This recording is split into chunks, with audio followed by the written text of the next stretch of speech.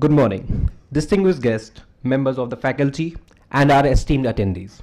Welcome to the second day of Conventus 2024, the annual management conclave of International Management Institute, New Delhi. India is on a path towards an ambitious goal with the aim to become a $7 trillion economy. It's not about just numbers, but about leading the next global economic wave. At Conventus 24, we seek to explore how India can shape the global business by leveraging human tech integration and collaboration. My fellow compare Anwar Ashrafi and I, Khushi Chopra, are thrilled to take you through the Operation Summit of Conventus 2024. This year's themes, India's $7 trillion ambition, how will India lead the next global economic wave, focuses on India's journey to becoming a global economic leader. With a young dynamic workforce and innovative mindset, India is poised for rapid growth. However, a path to a $7 trillion economy isn't without challenges. It requires navigating policy hurdles, fostering innovation, and adopting technology at scale. 65% of India's population is under 35, making human capital a powerful driver of this transformation. But this ambition isn't just about economic growth. It's about creating opportunities, advancing education, and including exclusive progress. For India to achieve this bold vision, collaboration between human talent and technology will be essential, ensuring sustainable growth and resilience in an unpredictable global landscape. Before we proceed further, we would like to play the Conventus 24 theme video. A nation like no other, with people of unlimited potential, is on the brink of unprecedented glory. The story of India is one of ups and downs, of navigating challenges and managing conflicts, of finding harmony amidst chaos. Now, the stage is set. India has dared to dream, a dream of becoming a $7 trillion economy. The unstoppable force behind this long journey has been the people of the country. The next chapter in India's history will be marked by GDP, growth driven by people. The people are the engines of our economy. The key to success for businesses is to convert their potential into purpose. When human resources are empowered and engaged, real value is unlocked and dreams are turned into reality. It's time to explore the best practices of the businesses that have made a mark by being of the people, for the people, by the people. So, let us be all ears for their stories and ideas and learn from their rich experiences.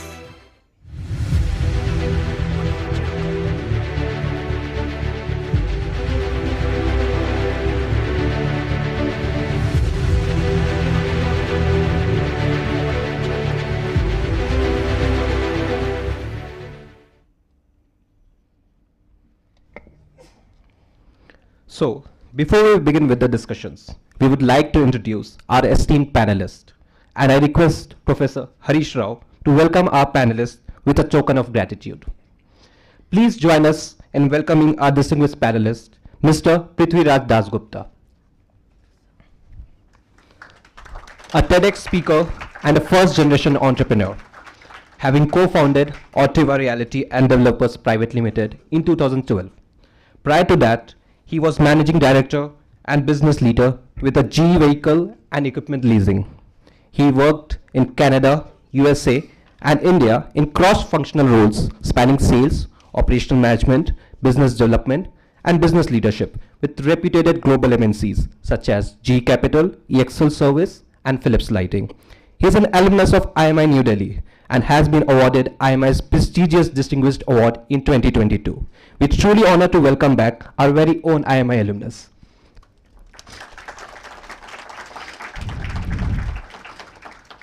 Next, please welcome our second panelist, Mr. Gokul Selvam Nadar.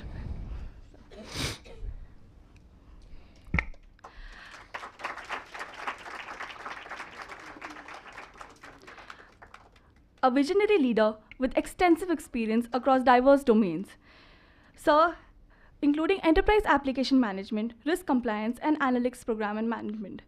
Over his impressive career, Sir has collaborated with some of the world's most respected brands, including Microsoft, IBM, HCL Tech, Ignify, and Alto, driving technology-driven solutions to enhance business operations and deliver value. Sir has also co-founded Animal, a cloud e-commerce platform which supports multi-currency and language to enable global trade more efficiently. Currently, as Global Risk and Business Compliance Leader at HCL Software, he oversees risk management and compliance. Sir brings invaluable expertise in leveraging human-tech collaboration to navigate today's dynamic business landscape. We extend you a warm welcome, sir. Now, let us welcome the Director of Bastion Solutions, Mr. Dhirendra Vashisht.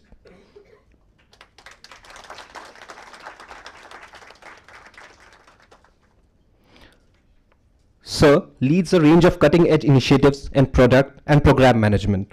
His expertise spans several leadership roles and has worked with biggest names in the industry for product development like Caterpillar India, CNH Industrial, and Bastion Solution. His leadership has shaped the engineering, design, and operations function in diverse industries, from advanced automation solution to heavy equipment engineering. Sir, it's an honor to have you here today, and we look forward to hear from you.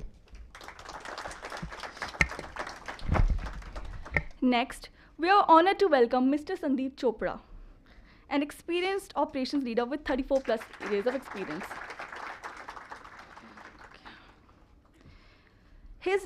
His last 16 years has been with the medical device sector, currently serving as Director Operations at Hollister Medical India Private Limited.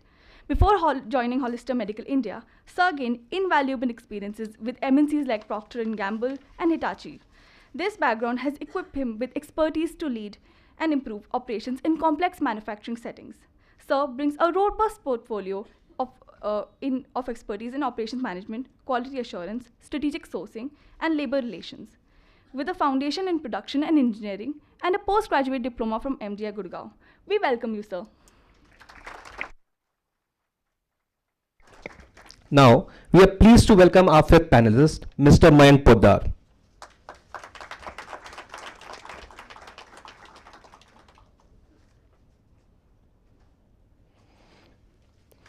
A seasoned finance operations leader with over 15 years of experience in the BPO industry, working in international Fortune 500 companies in managing operations. Sir is currently serving as the Vice President of Finance Operations at Accenture. He excels in leading global operations in order to cash with a strong focus on process transformation and operational excellence. His previous roles at IBM, Genpact, and Dell have further solidified his expertise in vendor management and process improvement. Sir is also a Six Sigma Green Belt. We welcome you, sir. Now, I would like to express a warm welcome to the moderator of the Operations Summit, Professor Harish Rao. He serves as an assistant professor at International Management Institute, New Delhi.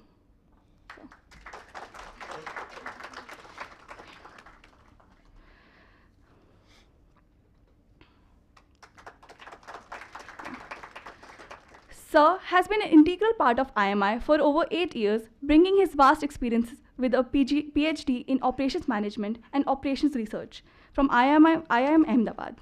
Prior to his tenure at the institute, Sir has held the role of scientific operations officer at the Nuclear Power Corporation of India Limited, overseeing the commissioning and operating of nuclear power plants. We extend you a warm welcome, sir.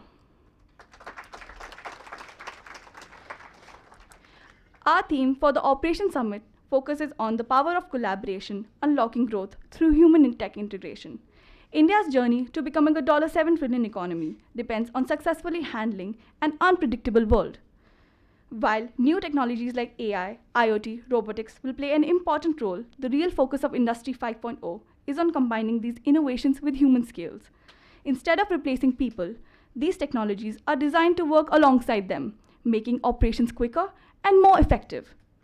Picture a future where AI uses data to predict trends, IoT tracks goods in real time, and digital twin technology helps businesses plan and improve their operations. These tools create a virtual model of supply chains, letting companies test and optimize their processes. This teamwork between human insight and technology will help people make smarter and more informed decisions. By bringing human-focused technologies into their strategies, business can become more adaptable and resilient. These innovations perfectly match with operational method, which promote continuous improvement. Together, they allow Indian companies to quickly respond to market changes and turn challenges into opportunities. The main advantage of this blend of human skills and technology is that it boosts both business performance and sustainability. By bringing stronger, more efficient supply chain through a mix of human talent and technological progress, Indian businesses can stay competitive and thrive on global stage. Let's now take a moment to watch the Operation Summit theme video.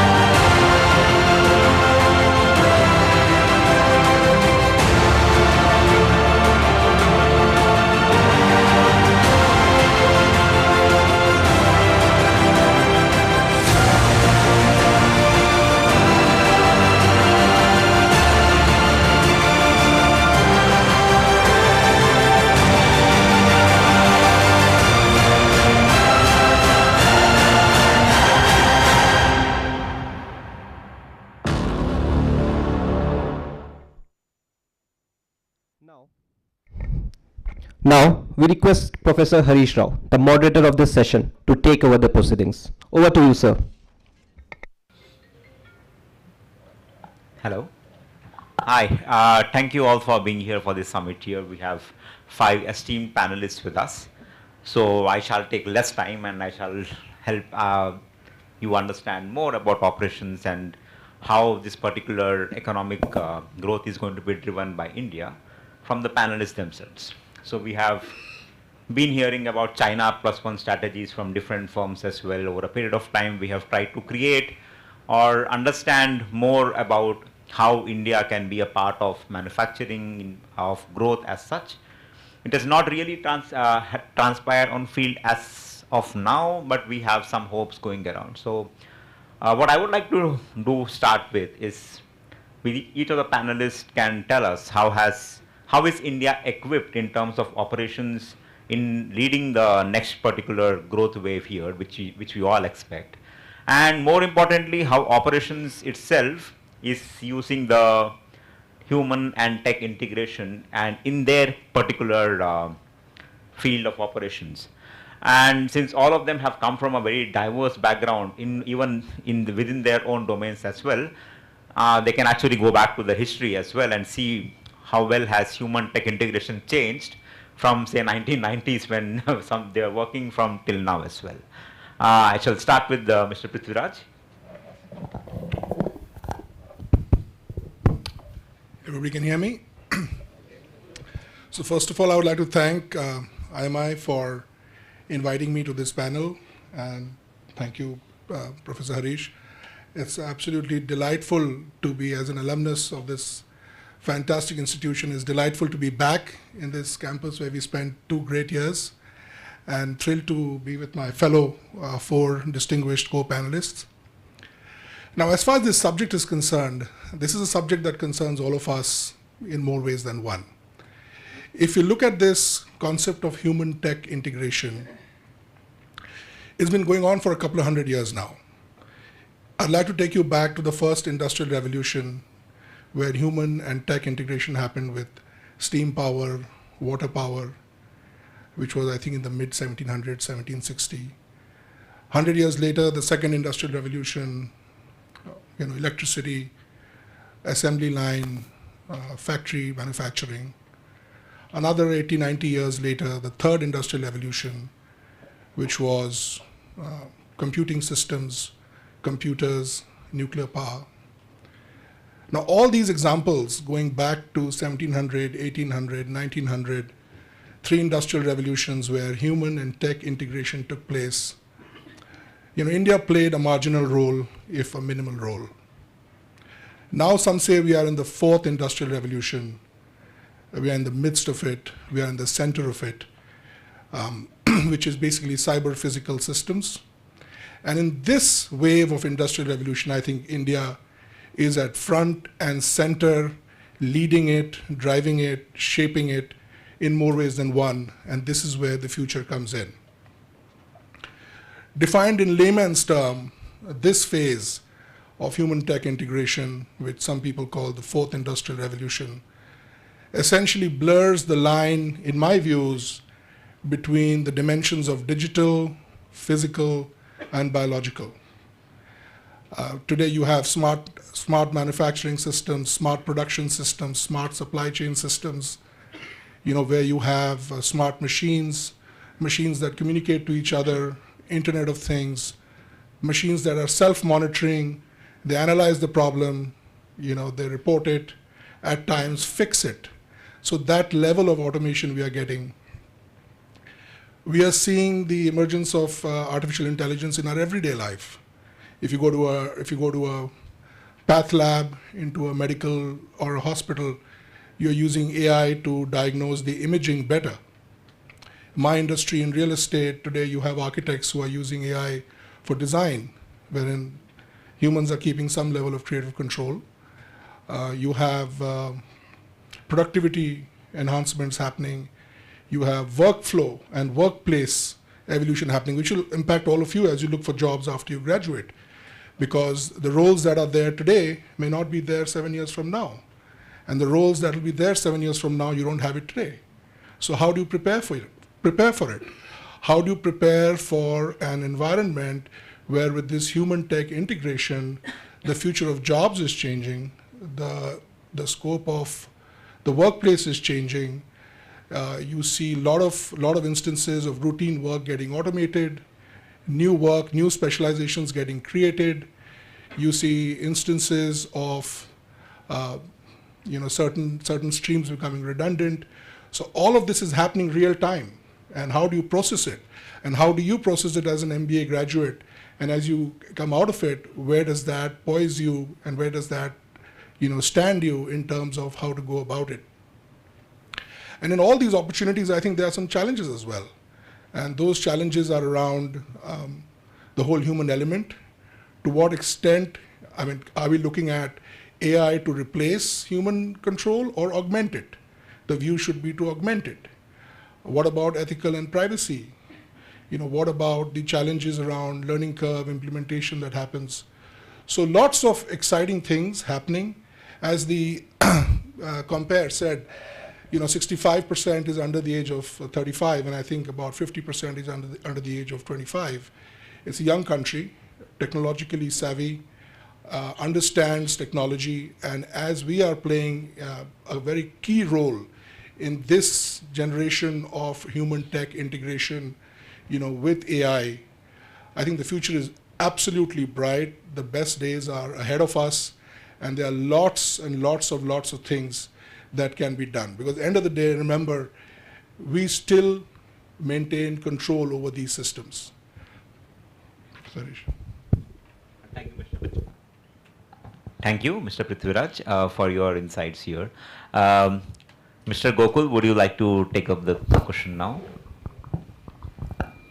I hope all of you can hear me well. Thank you for giving me the opportunity, everyone at IMI, and especially Professor Harish, for the spirited conversation that we had before the start of the session. So to be frank, when I came in, I had some things that I thought would be worthwhile discussing. Okay, but then since the last 2 days, since the time that I've been here, I've come to understand quite a lot about you guys as well. Since the time that I came in yesterday night, how organized it was, okay, how well aware you are. You are not the 21-year or 22-year-old that I was back then, quite timid, not really able to understand how the world works. It's very different. What I see and what I saw in all of you was the me with at least 15 years of experience, okay? And that being established is, I think, the most important element for us to reach a $7 trillion economy. How do we reach a $7 trillion economy? I mean, there would be many different facets to it. Someone would say, yeah, we need easy economic models, we need good infrastructure, we need this, we need that. I think at the heart of it all, what we need is we need people who can lead the nation with vision. Okay? And I think that's where all of you come into play. The tech is going to stay, okay? What we need to learn and understand is the journey, right? Someone back there in 1990s decided that, I mean, though we are mostly a farming nation, consisting mostly of farmers and blue-collared workers, they thought that we should bring in computers to India, okay? And that is the kind of vision that we should be looking at if we are to target something and be counted among the superpowers of the world, okay? And with the technologies that are emerging, I'm sure you guys are would be well versed about it compared to me. I mean, in the presentation we saw about Industry 5.0, how Industry 5.0 is going to be changing things, especially in the manufacturing sector. We have the IoT technology, we have the blockchain technology, we have AI, we have Gen AI, we have all those technologies. I mean, we have everything at our fingertips now. The world has become a smaller place. We have become more connected.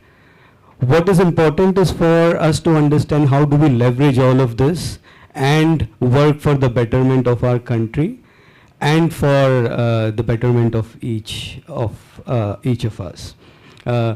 So I'll talk a little bit about the background that I come from. I come from a diverse set of background. When I started off, the India that I saw way back in 2006 and 7 was completely different from what we see today. I came out when the world was looming under the depression of what happened in the US, right? The job markets were not that conducive. It was very hyper competitive for someone to come out and to stay at a job and make a worthwhile case that I am worth being recruited, okay? And things that I've seen changing, especially the style of management, style of how people or how the leaders have evolved and the mindset of how the leadership has evolved. I mean, it is not no longer a situation where you need a manager to tell you what you need to do. Okay, everyone believes that the people who work, everyone has a professional understanding and some professional etiquettes and are self-disciplined in themselves. And these are values that will take you a long way. Okay, and will help us reach the $7 trillion economy. So coming back to where I am placed today, so I work for HCL Software. HCL Software is a software product company, and in India it is one of the largest product companies in India. We compete with Google and Microsoft and the likes of those. Okay, and it's a homegrown company. It is affiliated with the HCL Tech brand. How technology has changed most of what we do. I've been lucky enough to see multiple facets of technology helping us streamline our operations. If we talk about the supply chain from a software standpoint, it starts from the time when a developer sits in his computer and codes something to the time that it actually goes into a build system and it is available to the consumers outside. Okay, so that entire CI/CD model is what we call, right? The entire CI/CD model is completely automated nowadays. Thanks to the technology that is available at the behest, we have sophisticated testing tools which are capable of automatically doing testing of the new build that is coming in. So the time that a person takes to actually start working on something and to actually deploy it in the production, that has changed to a matter of days now, where it was supposed to be a 6-month project or a 1 year-long project, that has come down to days. I mean, that is the biggest velocity that we have achieved from a software supply chain standpoint. Other than that, if you look at the whole organizational aspects, I've been involved in some of the digital transformation aspects within an organization as well.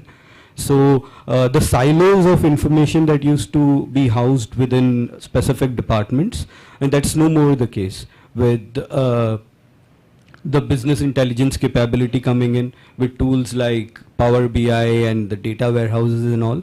It has become very easy to consolidate information from very different disparate sources and form a story which then enables easy decision making for the management team. Right, so the whole power of decision making and the insightful decision making, the quality of decision making has increased tremendously thanks to the collaboration between obviously both human and tech. All right, and where we are heading, well, that's for the future to say where we are, but we have some keywords out there in the market and some significant technological advances which will definitely have an impact all over. Artificial intelligence, yes, though we are at a nascent stage right now, the industry is busy identifying use cases where we can use artificial intelligence, and with the usage of artificial intelligence opens up the need for governance even more. Right, so we need to build controls around the technologies. So risk and compliance is one such domain which you will see will garner a lot of attention over the next decade or so easily. Okay, and India still, I mean, someone talked about the policy formation. Yes, though there are technological advances that are far superseding, from a policy making standpoint, we still lack a lot. Right, there are not ample governances around. I mean, DPDP Act was just introduced. I mean, it's still not rolled out completely, but those are all important aspects. And for us to be, I mean, sustainable, as well as hold a sense of responsibility while working with the data that is available. Okay, and yeah, I think that's about it. I mean, if you guys have more questions in terms of how things are changing in the software industry, and if you would like me to talk about a particular use case, I'll be more than happy to do that. Thank you. Thank you, Harish. Thank you. Thank you, Mr. Gokul, for your insights. Regarding policy making, I think over the last decade, across the world, regulation has significantly lacked the innovation part, be it Uber, be it AI, we are still catching up. It is more to do with how fast we are innovating as compared to how slow the policy making is. Thank you for your insights now. Mr. Dhirendra, would you like to share your knowledge so far about the industry? Sure. So, first of all, hello to all, and thank you for inviting me for this summit. And thank you, Harish, for giving this opportunity. If I really considered the way India is performing right now, we are already playing a very vital role in the industry for the AI and the machine learning. Apart from this, we are playing a pretty significant role in the economical side as well. We are moving into the right direction. Yes, we have a lot of things to cover. There are few countries those who are quite ahead of us as well. As Harish has told that into the manufacturing side we are still lacking behind the China, but that is one area we can definitely cover up. And apart from this, in terms of using the digital money transfer, we become the #1 in the world as of now. The way we are using UPI, I don't think even the Europe or the Americans are using this. I keep visiting US many times and see they are still using a lot of paperwork, rather than we have moved into the digitalization more. And I just want to give you a little bit about going back to the history. because I came from the engineering background, and that too from the hardcore mechanical engineering background.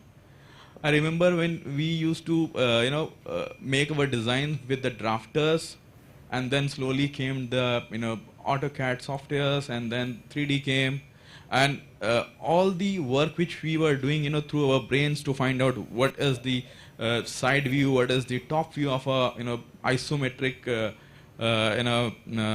picture or a product. This can be done very easily by the new age softwares in few seconds, for which we used to think a lot for hours and hours to understand. So we have already seen a lot of great achievements through the AI which has helped us. Those were the initial kind of the AI which we have used in the industry. And now we are going into the different mode altogether. We are utilizing it in a big way. I came from the Bastion solution. We are into the automation of a warehouse and the automation of the warehouse, basically the intralogistics as well as for the production lines. So we use a lot of robotics, machine learning, AI into our processes, and I have seen that the way we are improving, the way we are utilizing the heavy data management through AI. This is the area where we are, for example, if somebody comes to us and they show some problem in terms of how they can improve the throughput of the warehouse, and we have a lot of simulation softwares available to showcase them then which is the best suitable solution for them. We can create or generate a digital twin, which is a new term. It's a simple simulation softwares which can create a digital twin. So this is the area where we are working a lot. We are developing a lot of things on that. So in this way, I can see that India is definitely playing a good role. We are already supporting a lot of clients in West as well as in Southern Asia. So yes, we are doing a pretty good job in this area. Thank you, Harish. Thank you, Mr. Dhiren, for your valuable comments. Yes, reminding of the earlier diagrams that used to be made on the engineering diagrams. There was an old picture of lots of draftsmen doing this work for a leading architecture firm. Now there is one computer and everything is being done on that. Mr. Sandeep, would you like to go next here? So, thank you everyone, and thank you Mr. Rao for having me here. Again, starting with the $7 trillion economy, I believe we all know that the economy is between three different sectors: agriculture, service, and manufacturing. So right now at $3.85 trillion economy, how do we get there? It would be unjustified to say that if only one sector does well. So we'll have to ensure that all the sectors do well, and we'll have to stick to the basics. Yes, we certainly need to innovate. We need to adapt to the new technologies coming through. We certainly need to ensure that we keep on, finding out non-value-added activities in the system and working on it. Working on value addition for the industry, for all the sectors, and improve the productivity over time. So it's not only these three sectors are doing, or probably would be, we would be seeing a lot many things coming up.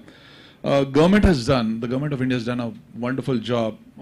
You would agree that it's a digital, digital economy, driving digital economy. People talked about UPI. There are two more initiatives you might have heard of, PM Gati Shakti. I mean, that's a wonderful drive of, ensuring that the whole India is covered through the broadband. And that's what is going to drive the digital economy. That's what is going to drive, a lot of organized sector, which would certainly help India grow. There's another one which is called ULIP, Unique Logistics Interface Platform. That's a single window for having 6 different ministries, ease of doing business. So government has been trying very well to encourage bring in investments in India and show that, yes, this is the country to happen. What other things we have, which would support a 7 trillion economy, Mr. Dasgupta said, and that the jobs would change in 7 years, and the jobs what we have in the last 7 years would change, and we all have evolved. If I talk of, my time, that was way back in 92, when the Microsoft Windows, we had only one computer at our site when we were working. And that point in time, I remember there were NIIT and Apple, Aptech. The two institutes who were, putting up training. So out of inquisitiveness, no industry was not, investing into the talent. So we decided to, understand, go and learn Word, PowerPoint, Excel. Again, looks to be, very savvy, but again, it was very difficult. So we have evolved over time. We have learned over time. And we've been evolving, I think, last, talking 30 years, we've seen a lot. Internet of Things. Now we're talking about artificial intelligence. So coming back to the artificial intelligence, yes, that's very, that's a upcoming trend, and it should not be taken as a kind of a fashion fad that, it's a new technology and it would, we want to have it. We all need to have a sense of purpose. Why do we want to take it? We need to have an adaptability of what we want to do with it. Don't be the late mover or don't be the early taker. I would say that take your own time, decide what you want to do with the artificial intelligence. Whether you want to, deep dive, spend some kind of, resources there, invest into the talent there to understand. But, for improving anything, you should know your pain points. If you don't know your pain points and you just adapt a technology, again, it would be disaster, and it would, you may burn your hands and say that, oh, it didn't work for us. So we have to ensure that it's a wonderful technology. The chat GPT is great. You put on a blank screen and you get all the answers. But that's not the future for India. We talk of, we want people to innovate. We don't want people to copy and paste. So that should be your vision for how you're going to use artificial intelligence. Are you going to copy and paste, move on, just and don't use it wisely? So it's up to you. How do you? So this technology is really going to be giving you predictive, analytical, make life wonderful for all the people, and help sustainability by identifying waste, by identifying leakages, helping to get better over time. And that's what as you are the future leaders, and as the all leaders sitting here, I think there's only one motto which drives everyone is, how do we get better over time? That's the only thing we should remember. Now, just to support the 7 trillion economy, why we are in a very favorable position is that India is a good hub for computer engineers. I think probably the biggest in the world. So we have the bench strength. We just need to innovate. We just need to know what we want to do. So that's my take on this. Thank you. Thank you, Mr. Sandeep. Yes, rightly pointed out about the use of AI. So AI is not a solution for everything. So sometimes if you want to use a screwdriver and you end up using a hammer, and the job doesn't get done, it is easy to blame the hammer, but not the knowledge about not using the screwdriver, which is what happens with much of the tech across the board as well. Mr. Mayank, would you like to take up next? Thank you, Harish. Hi, good afternoon, everyone. Again, like my esteemed colleague said, very happy to be part of this one. And I agree with what Gokul said, 20 years back, if I had the opportunity to interact with some of the seasoned professionals and experienced folks, probably I would have been at a different place. Glad that I'm able to talk to you and I can share you some perspective. So I come from an industry which is a complete evolution of the industry from a very analog stage to the digital stage. Okay, I come from an industry which is a compounded industry of consulting, technology, and transaction processing. Okay, so this industry, which we call today as an outsourcing industry or multi-managed services industry, this industry is actually a unique industry which is born by what we call power of collaboration between human and tech. Okay, 25 years back, this industry started because of the telecom revolution, and internet started growing, which was started as like a call center industry, right? It was few $1 million at that time. Today, this outsourcing industry, and I'm talking about only, let's say, outsourcing of transaction processing, finance, media services, etc., at the pace of about $300 billion, and it's growing. So first of all, we should eradicate something from the mind as that, technology is taking away the opportunities from us. Okay, in the last 25 years, we've grown substantially. That's point number one. What I also want to tell all of you is that, you do not have an opportunity. You do not have an opportunity not to adopt to this. Okay, you have to be a part of this disruption. And I want to be very clear. Sorry for saying that, but you have to embrace this, because I'll tell you that 20 years back, when I was hiring people, I was hiring for data entry operators, right? Somebody said copy paste. We wanted people to look at the invoice, copy paste, and into the systems or ERPs. Today, we don't want those people. Everybody, all of you, in whatever streams, whatever industry you go, whether it is banking, whether it is energy sector, whether it is consulting, you need to be techno-functional. You need to be techno-functional. So if you're not aware about what are the digital platforms today, what are the AI platforms today, sorry, you don't stand your position. And that's the hard reality. So what does it mean? We are talking about 7 trillion economy. I can tell you we are really poised to be there. Government is really supporting that. If you're absolutely abreast about all the meetings that happen, so whenever the tech giants comes to India, there's always a meeting between Arvind Krishna, Julie Sweets of the world, all the top CEOs, Bezos and everybody. When Mr. Modi is going towards West Side, there's always a technical meetings which is happening between all the giant players, whether it is Nadella, whether it is Mr. Microsoft, everybody meets them, right? What is cooking? What is cooking? Has anybody started kind of thinking about it? What's cooking? What is cooking is that we want to actually grow the India. We want to capitalize on what we have as a human asset, brain power, technical landscape. All these three things have to be kind of integrated, and we are really poised to grow. If I talk about my industry only, okay, there are majority of giant clients, who are working already with companies like Accentures and IBMs and TCSs of the world. But if you literally look around, you will see there are so many organizations who are actually, now shaping up their own GBS services, GCC centers, global capability centers, global business services, shared services centers, and they're only looking at India as a hub. Why?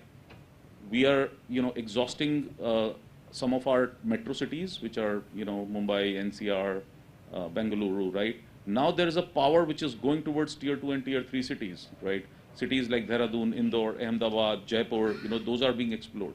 And soon that will also spread towards tier 3 and tier 4 cities. So I am absolutely confident that yes, the amount of revenue that we are generating from this service sector, not only from what we are doing in the outsourcing world, but from the software, from manufacturing, all this is getting integrated into the position that we are really moving towards 7 trillion economy. Now I can't say 7 trillion or 6 trillion, but definitely we are on an exponential growth path. I'll give you an example. In my industry, I look at many clients. There was a time when they used to come. 20 years back, they used to come to the companies like Accentures, consulting companies, or any of these companies. Okay, I have a cost of operations which I want to reduce by 10 times. Okay, obviously it was just pure labor arbitrage, right? My cost of operations in North America is significantly high. You take my business, I'll train you, or your cost of operations will be 10 times lower. Okay, that was the pure fundamental of having this industry to kind of grow in India. With the power of automation, what we drove, and automation started 15 years back. It's nothing new. We started automation with pure something which we call macros, simple pure macros, right? By the way, macros are still worthwhile today in some of the areas because every size does not fit all.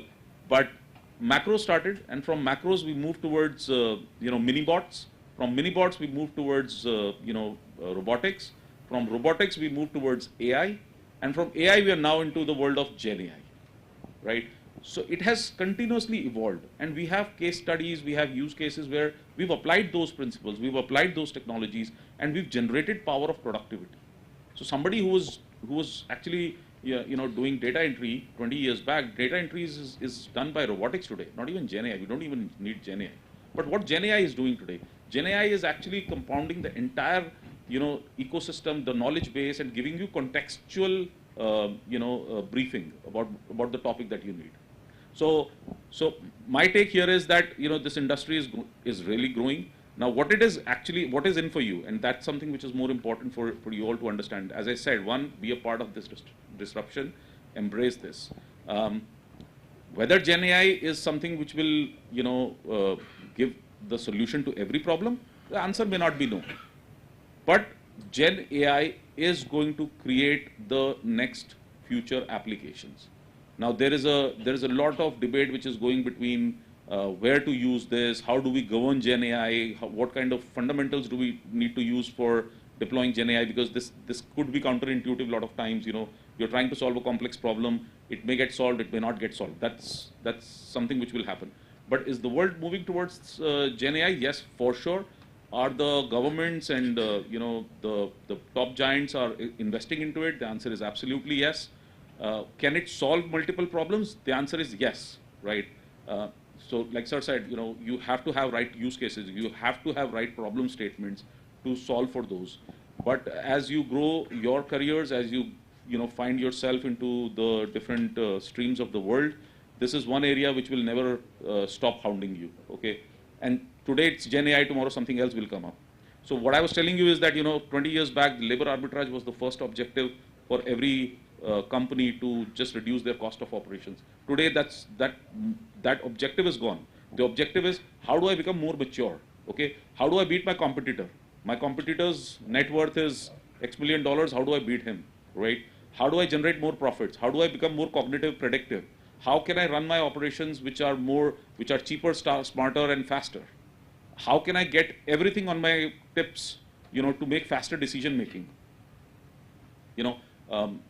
Pharmaceutical clients are looking at places where how can I generate the power of logistics so that the life-saving drugs can be there can be a green corridor to be created for life-saving drugs, so no patient dies because the drugs are not reaching there. And these are live cases I'm telling you, right? We are using the power of language translation. Now, earlier we used to open centers in Costa Rica, Brazil, Argentina, Manila, Bucharest, even Dalian and China, many places. Why? Because we were language dependent. Fine, we can take your work, Mr. Client, but I don't know how to hire. We don't have language capabilities in India. Now today, it's become a language agnostic operations. How? You have chat GPTs, you have Google Translate. Now Google Translator exists since 2014 or 2015, right? You all know it. But that time, what was it doing? It was just doing word-to-word translation. Today, with chat GPT or with AI technologies, it can give you a contextual translation, right? So when I say contextual translation means it will understand what the text is in the different language, and it can give you what it is written in English language in the right context. So you don't have to apply brains, you can just read it through. Okay, so that's how it is evolving. We don't need regional centers now. We can bring every work to India, because India can become the major hub of every capability, and that's how we can evolve, towards this 7 trillion economy. So I am telling you, I'm very confident that we are poised fantastically well. We have the full support of the entire ecosystem, including the public and the governments. And the only wisdom to all of you is be part of it. Just be part of it. Otherwise, you will struggle for sure. Thank you. Thank you. Thank you for your insights here. Yes, I can remember using Google Translate and rejecting its solutions earlier, but now I have seen in an executive program recently where the participants were more comfortable with Hindi. I had given them a caselet to basically read, and participant was actually translating it real time into Hindi and reading it from that. So, and it's actually made sense because none of the nothing was lost in translation as such. And which is why we talked about employment opportunities earlier and all. So my next question comes from that angle. So since all of you have worked in different industries and you have got allied industries around you as well, and in the context of this enhanced human tech integration in this particular case, do you see there is a conflict between corporate profitability and employment opportunities?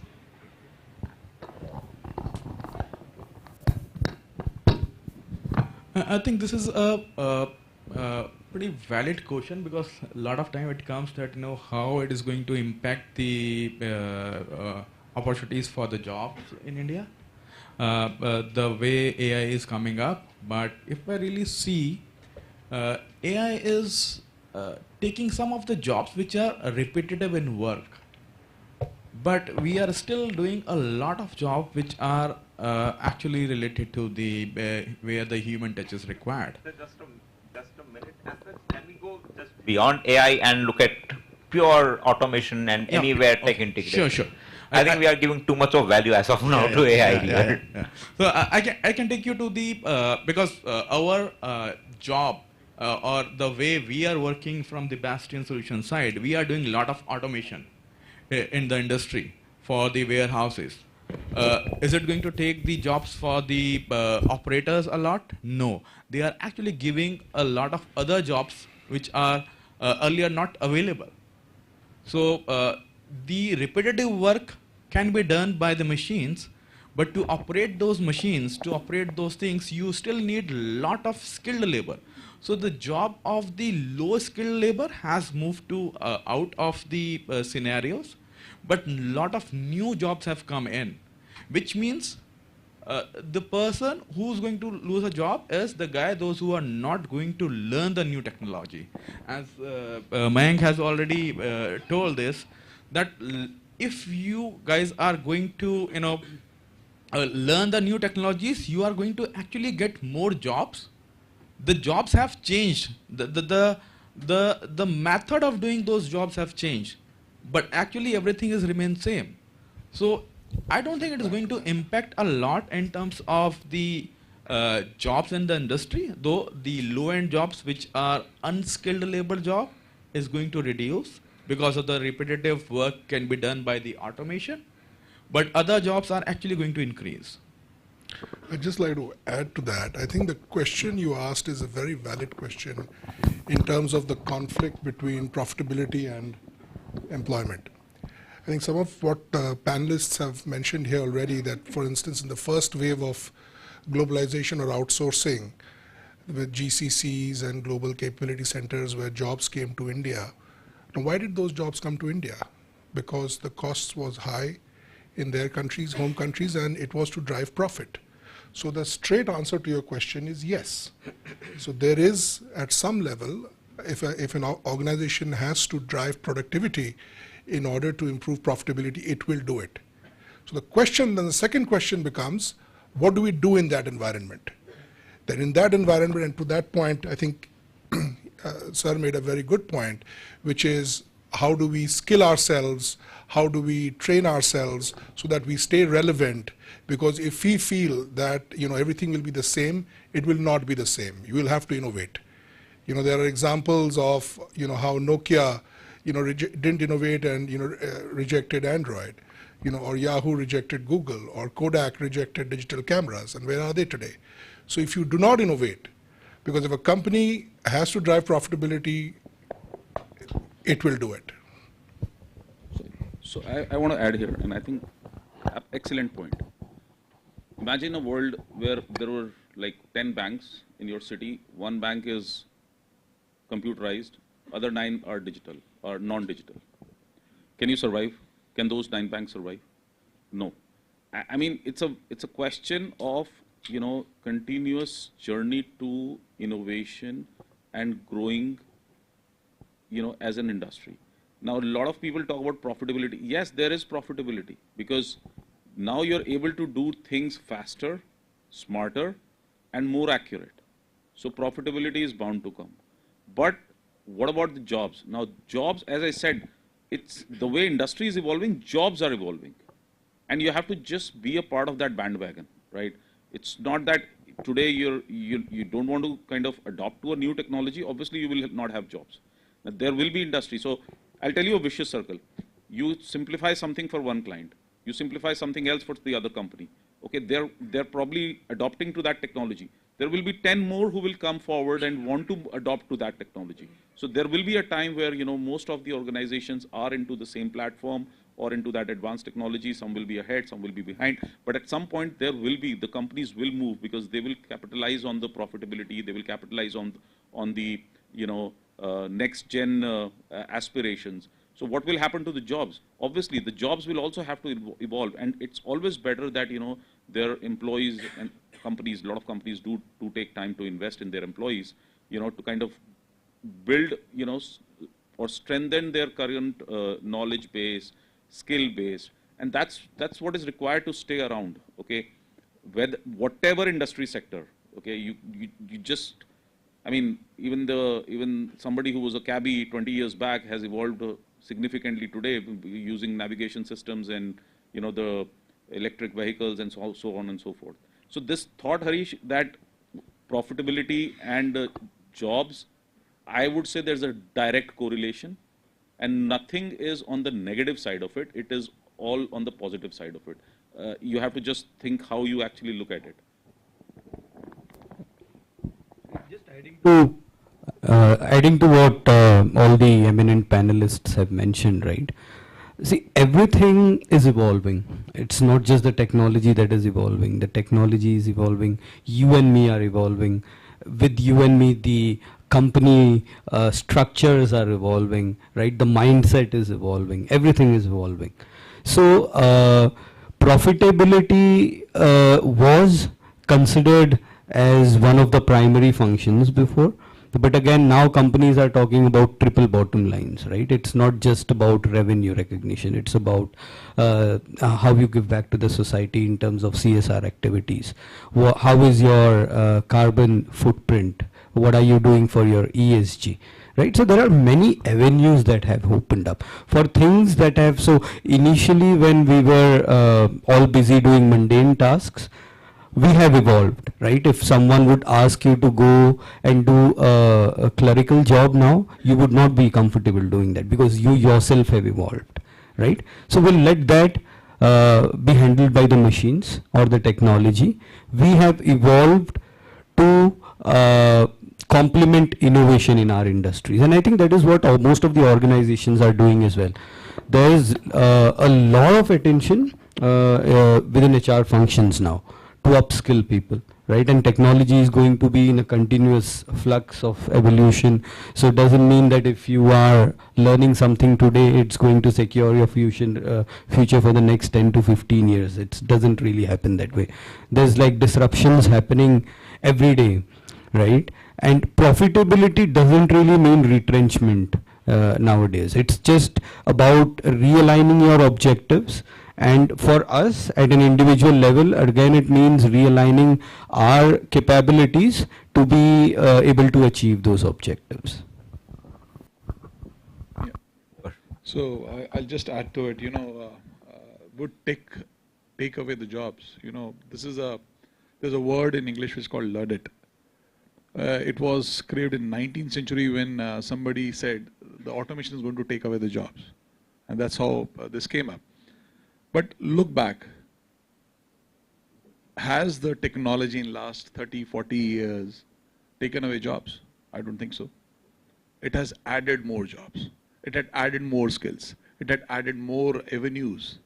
You know, there's no shame in doing what manual jobs also these days.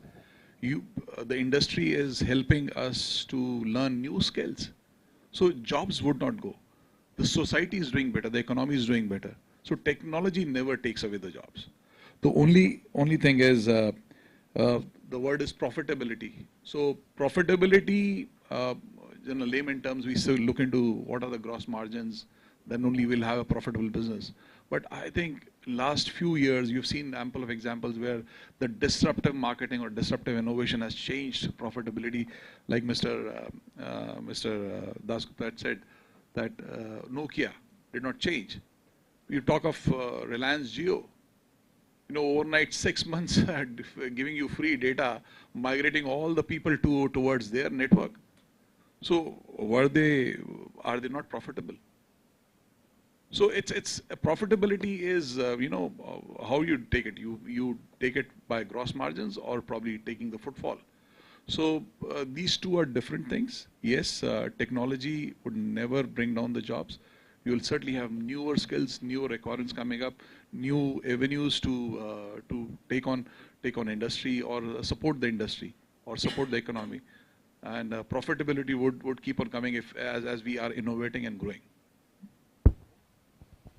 Thank you. Yes, in 90s we have had the banking change, etc. Like Mr. Mayank had told as well. The question that comes up actually usually is, since we are actually agriculture heavy employment reliance on agriculture itself, the prevalent theories is that they can only move into a low skill labor at the start. So when we talk about human tech integration, like for example in warehouses, I'm using humans to basically pick up things and go out. So the usual argument comes up is that if I'm trying to get that agriculture person to move into low skill labor, so this particular job is going away. So there is again he goes back to agriculture. So that's the thought which comes up regarding that. So like Mr. Gokul talked about the triple bottom line, right? So we come back to sustainability and social responsibility here. So given that we are going to give in a more tech-driven environment, how are these things going to change? I think we had a lively conversation about sustainability before we started here. So could you just highlight in your industry itself, how would these two go hand in hand?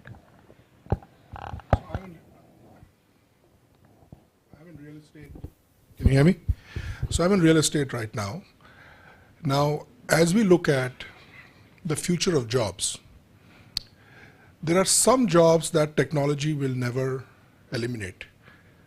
So if you are familiar with this word called dexterity, so any job that needs dexterity, which means the use of your hand and opposable thumbs, that job is not going away. So whether it is in our brick masonry, whether it's in our carpentry, whether it is in all the things that goes into my industry, you will see human participation be there for a very long time to come.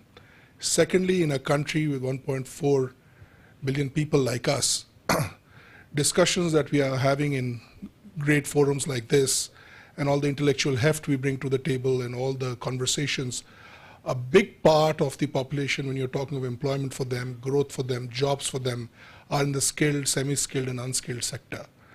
And in those sectors, for instance, our industry, construction or basic manufacturing like garments and other manufacturing, they create and generate and sustain employment for a very long time to come. And as Mr. Chopra pointed out, innovation is key. Even in those elements, you have automation, we use machines, but not to replace, but to augment the human participation.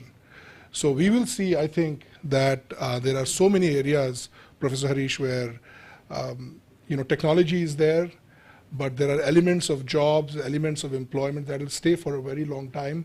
We just have to identify so that we are prepared for it. We just have to identify it so that we are prepared for it, because automation will happen. Certain jobs, as so many of the eminent panelists have said, will go away, but new jobs are going to come. And are we willing to embrace that? Are we willing? Because the level, now, let's say my parents' generation, what education you got was enough for you to sustain it till retirement. So from hire to retire, that education was enough. In your generation, I think the rate of knowledge obsolescence will be such that you will have to retrain yourselves probably 4 to 5 times in a 30-35 year career span. So if you're willing to do that, then it's great. But if you're not willing to do that, and you say, okay, whatever I start off with when I'm 20, 21, and I'm going to close that at 60, then there's a problem. Because knowledge obsolescence will be real unless you are using your hands. And there also, so many of our workmen, we have to keep training them to use machines and all of that. Thank you. I would just like to add my perspective and how I see the industry, especially in terms of ESG, right? So HCL Tech, right? We are both a services company as well as a product company. From a services standpoint, if we are going to get a business from some of our customers, it is mandatory for us to prove to those customers that we are taking ample steps to reduce our carbon footprint. I mean, it's mandatory now that within our annual reports we mention about our ESG and some of the activities that are being are taken by the organization.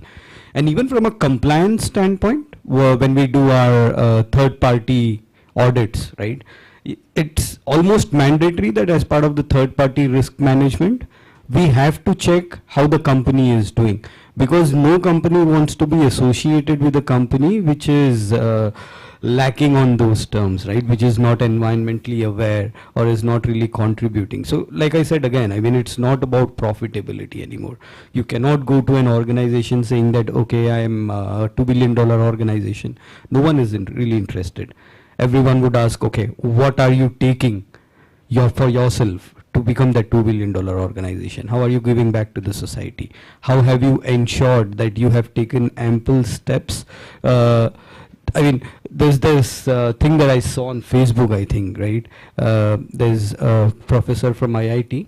I mean, he keeps giving lively videos about sustainability, and there was this video, and he said that I'm traveling. And he shot the video in his washroom, saying that, hey, I'm carrying my own towel, you know. And he gave a small 2-minute speech about how carrying my own towel when I'm traveling to a hotel has a huge impact on sustainability, right? Because it's mandatory for the hotel to wash the towels, and it takes, and he just went back and said that it's going to create such a huge ripple effect, right? It's not about what I can afford. It's about what Mother Earth can afford, is what he said. And it's so beautiful, right? I mean, we are all rich nowadays. I can afford anything. If I want to go buy something for 10,000, 12,000 rupees, I would not even blink an eye for it. But can Mother Nature afford it? I can like continue to drink water in plastic bottles my entire life for the next 10 years. Is that sustainable? I mean, those are some questions that we really need to ask at a personal level. And I think even industries have started asking. I mean, especially at HCL Tech, we are very, very much ESG aware.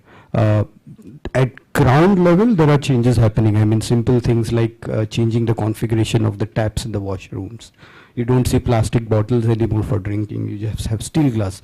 And everyone is proud of drinking water in those shared steel glasses, right? No one is like, oh, मैं क्या P रहा हूँ, किसी का मुंह लग गया, झूठा लग गया. It doesn't happen that way. Look, we have to be grounded.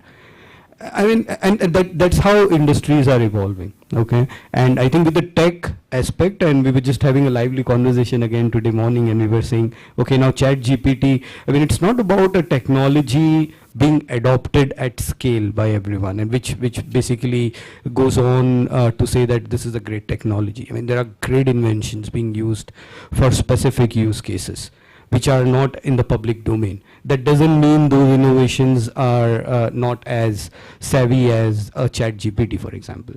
Okay, I think we have to be very responsible as to why we even use ChatGPT, because if you look, like Google had said that by 2030 they would be carbon neutral, and with AI coming in, they have pushed it off by 15 years. They said it's just not possible, because if I'm going to go to ChatGPT and ask a query, it's just going to have all those ChatGPT just for your one sentence question. It's not going to look at one particular possibility. It's going to go through the entire database of things, which again is going to increase the carbon footprint, right? So obviously, I think with the new technologies coming in, there will be more and more awareness that needs to be created about ESG. And again, it comes back to policy making, right? I think we are ages behind. I mean, DPDP, we are just talking about DPDP when all our personal data, even, I mean, it's a known fact that even data from our Aadhaar cards have leaked for 7 million to 8 million people. It's out there in the public domain. You don't know how someone would use that information in the future. I think policy making is very critical, and I think with any technical innovation that happens, I think the policy making needs to be hand in hand.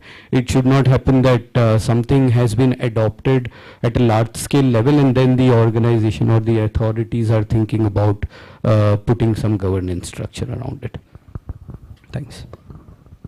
Hello. Harish, you asked a little bit about the agriculture, what happened to the guys, those who are farmers, and, what will happen to them?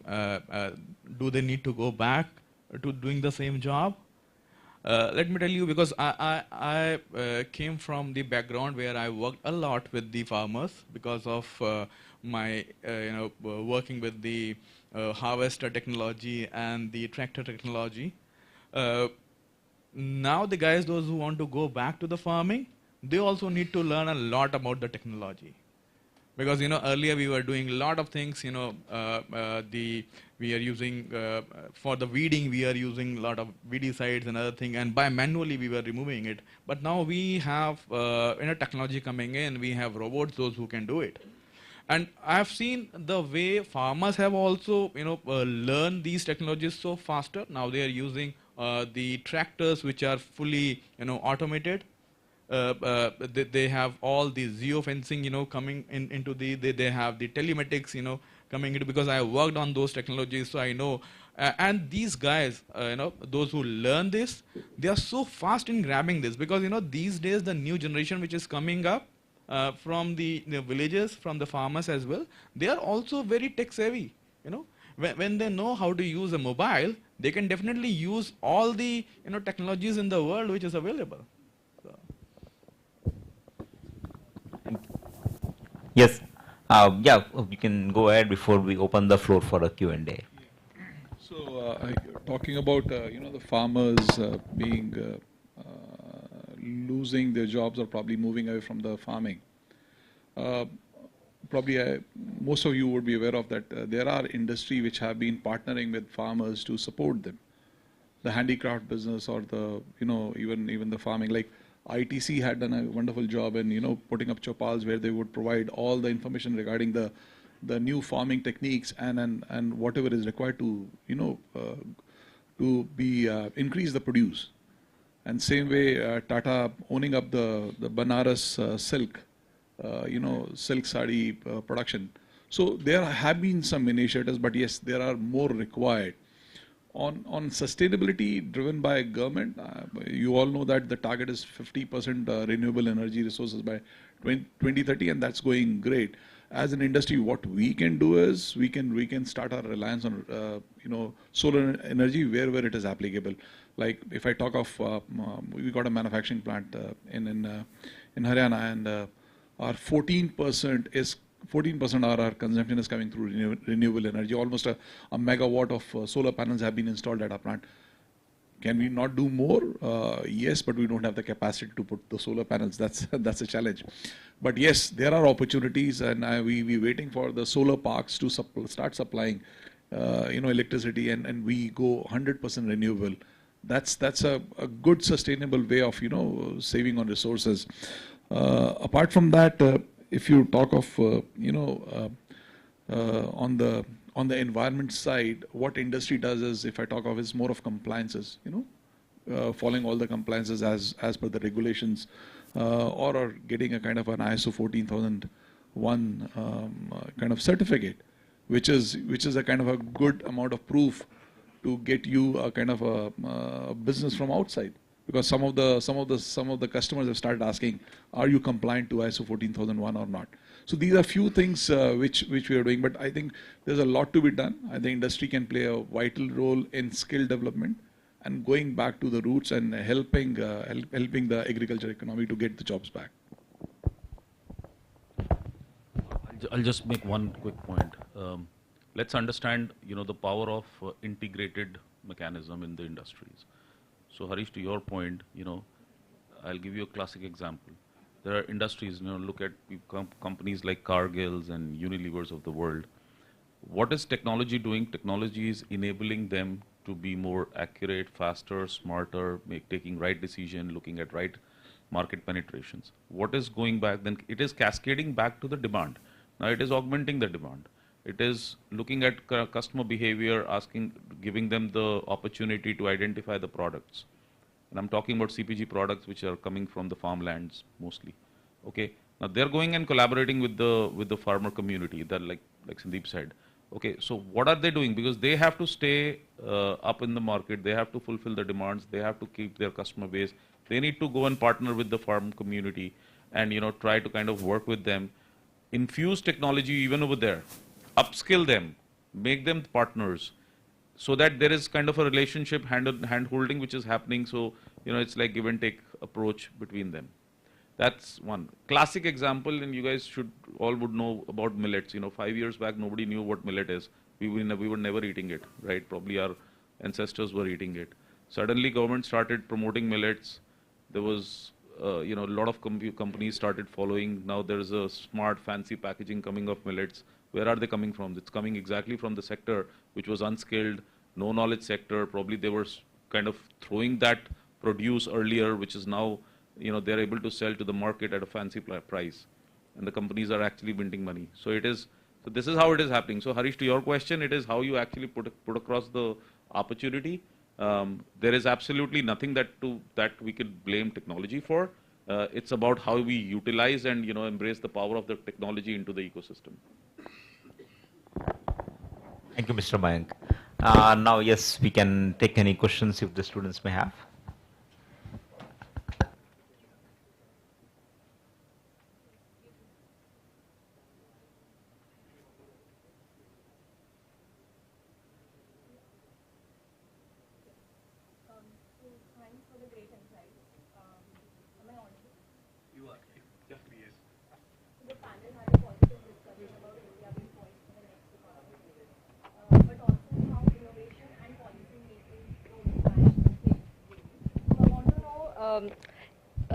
Yeah.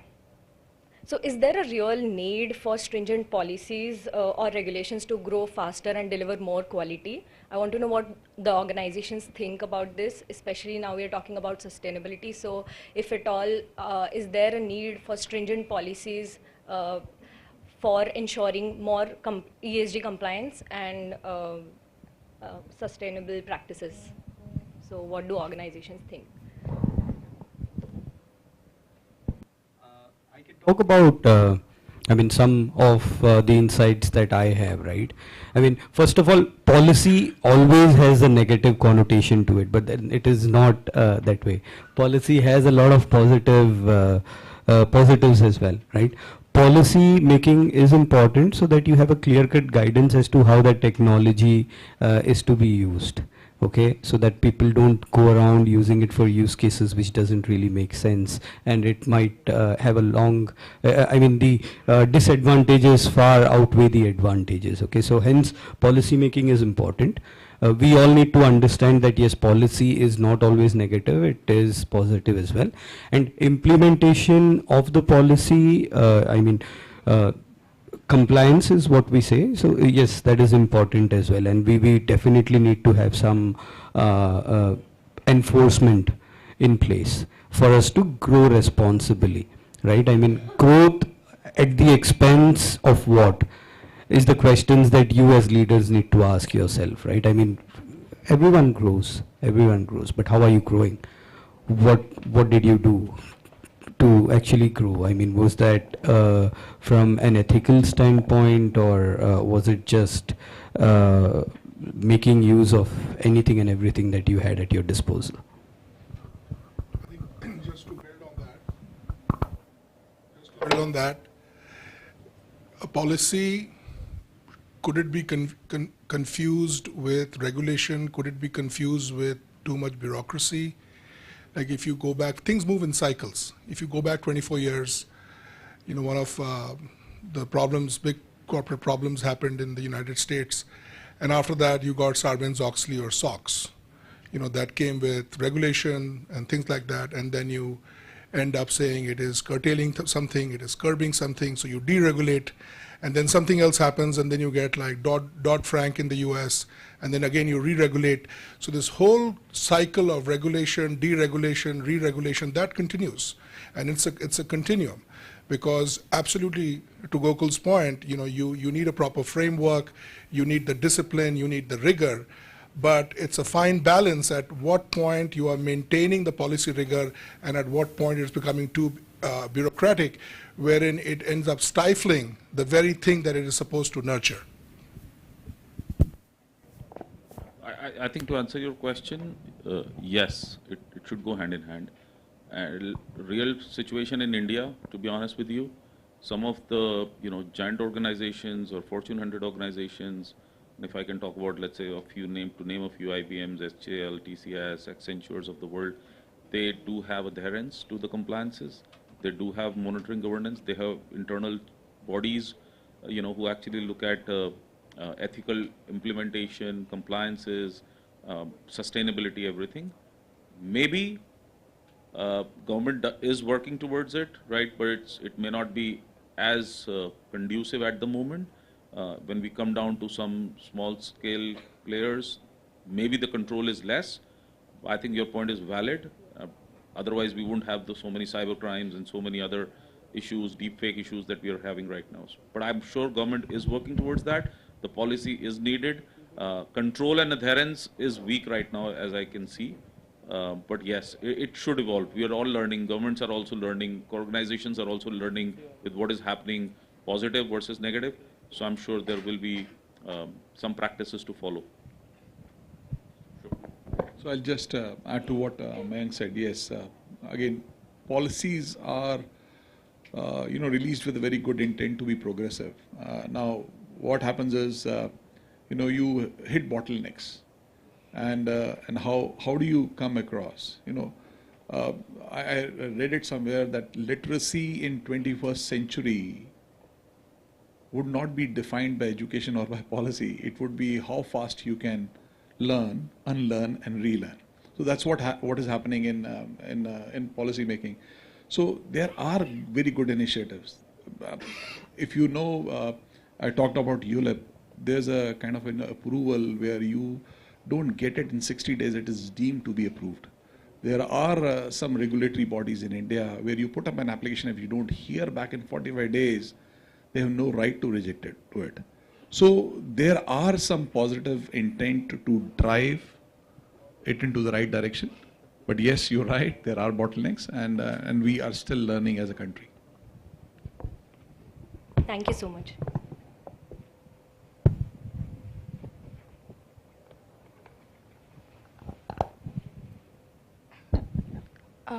Good afternoon.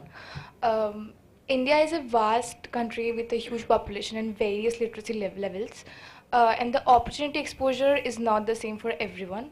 And on a grassroots level, reliance on technology has reduced job opportunities for a lot of people, especially manual labor and low-skill laborers. And expecting them to adapt to technology simply wouldn't make the cut because they do not have the means to. So from a sustainable and ethical point of view, how do we help the situation on that level?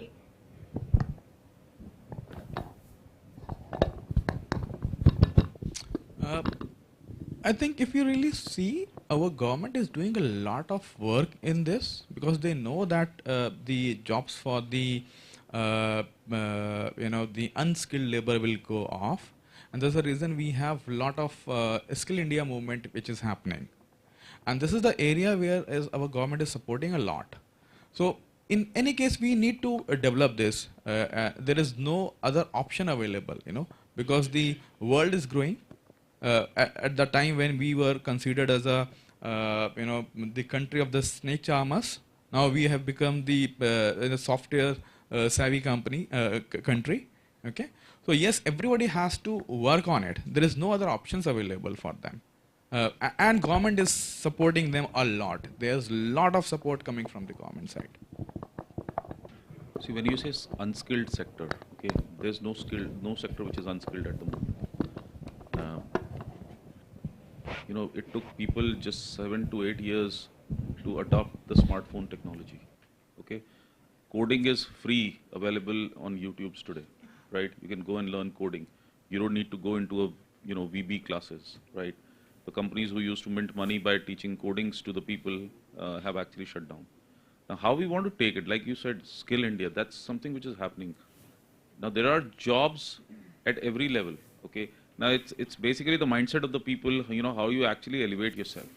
The second generation which is coming, you know, somebody who's a rickshaw puller, that the second generation of that family is actually not going to do the same job. They're going to do something else, right? So we have to wait to see how the transformation shift happens. And it's going to be either by the virtue of your willingness or by force, but it's going to happen, right? So that's why I'm keep continuously making this comment that the sooner we partner and embrace this, the better it is for every sector of the community and even the generations to follow. So I mean, it's something which is unsaid, but yes, it is what we need to understand. I mean, if you look around the technology sector right now. Yeah. I'll just augment what Dhirendra said. Yes, government is doing a lot. There's a apprenticeship act which is like you need to have 2 to 15% of apprentices in the company. So that's a mandate, but 2 to 15% is a big number. So probably there's a scope of improvement in doing that. There are other schemes like NATS and everything where government is saying that you hire them and we'll take care of their the provident fund. So government is paying some extra money to skill, and these all are promoting. Again, this is helping industry also to keep the cost low, but government is trying very hard to ensure that skills are being developed and there are skilled workforce available, because we know that we are going to grow organically for sure, and we would need hands to work.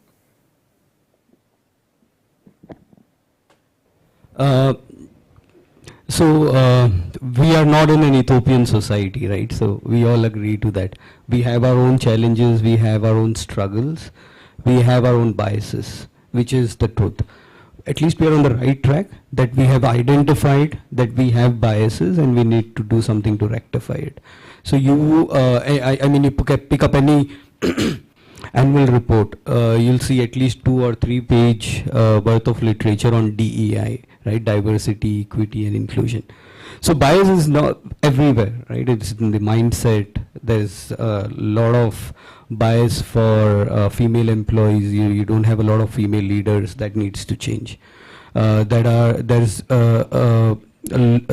still people have not really accepted people with different sexual orientations. That's a problem that needs to change, right? There are again people with different sexual orientations who have not even entered, I mean, mainstream. You don't see them at all, which is a huge problem, right? So yes, we, like I said, we are not an utopian society, but as an evolving and a mindful society, and that's where you all play a big role as well, right? And similar to at least our generation said that, okay, now we are not perfect.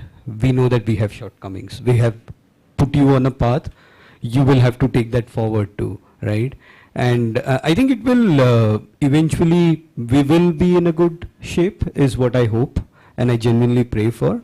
But it's all, I mean, wait and watch, right? And again, policies make a huge deal. We do have a lot of policies for DEI. Even in your, I'm sure I heard from some people in the recruitments that some of the companies that are coming in, they are reiterating that they need more women leaders to come front, right? So I think these ethical biases will continue, but I think we have to grow out of it as individuals. That is more important. And once that happens, it's more a mindset the way I see it. Once that mindset changes, we will be a much more inclusive society. Thanks. Thank you, Mr. Gokul. I think we have had lots of valuable insights from the people here, and regarding the how do we handle the large swath of people who are there who may not be as well placed as us. I think the onus again comes back to you guys. Once you join the industry, once you go back to the society as such, it depends upon how you handle the people around. I have been telling that in my classes as well. Handling people is the most challenging part, and that is where you come in. I think if we have more questions, we can take it on later. I think we are running out of time already. They are already ready here. Okay, so on behalf of everyone, I want to sincerely thank our distinguished guests for taking their time from their busy schedules to share the valuable insights on growth through human tech integration. After this session, we have clear understanding and the importance why businesses should adapt quickly both technology and human skills to drive innovation. I would also like to express our gratitude to our moderator, Professor Harish Rao, for guiding the session and making it highly engaging and interactive. Now, I would request Professor to felicitate each of our panelists. First, we have Mr. Prithviraj Dasgupta.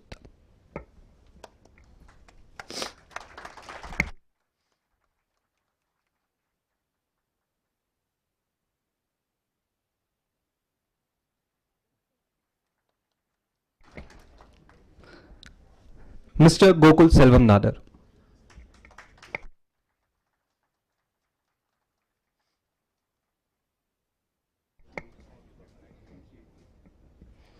Mr. Dhirendra Vasist.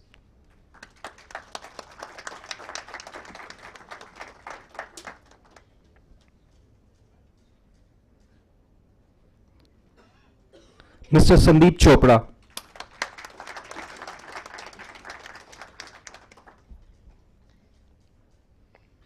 And Mr. Mayank Poddar.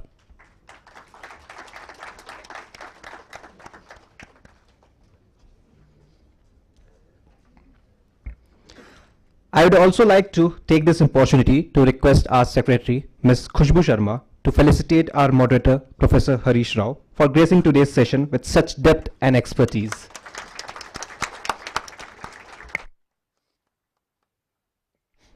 Last but not the least, I want to extend our thanks to all the guests, participants, professors, students, sponsors, and the staff of IMI.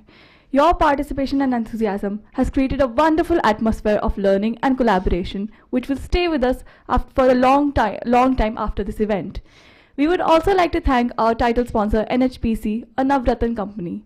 Their support has been key to making this event a big success.